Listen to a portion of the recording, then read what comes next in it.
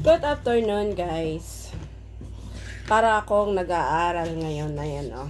Gumagawa ako ng costume ng aking bebing Madam Damin. Ito, guys. Gawa ko ng headdress. 4 na headdress kasi 12 daw yung baba. 3 daw silang babae na gagawa ng headdress. Taga-4 sila. Gamitin sa groupings nila. Ako ang gagawa. Ayan. Trabaho ng nanay. 4 na ganito headdress. Lalagyan ko pa ng design to na bangos festival ang gagawin nila, bangos. Paano ba yung gumawa ng headdress ng bangos? Bye-bye! Gagawa ko ng headdress.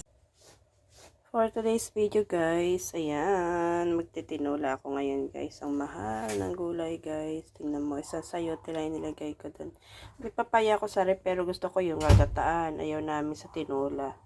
Mas masarap kasi sa papaya ang gagataan. Kaya, ang nakalagay sa chicken ko ngayong tinola ay sayote. Mas gusto ng aking Junakos ang sayote kaysa papaya sa tinola. Tapos yung nando sa rep, gagataan ko yun. Lalagyan ko rin ng malunggay.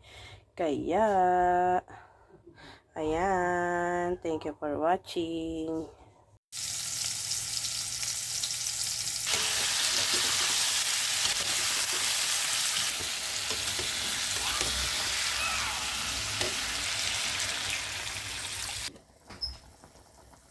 Hindi ko muna yung cabinet bago ko ilagay. Mm-mm. Tapos muna naman, tulong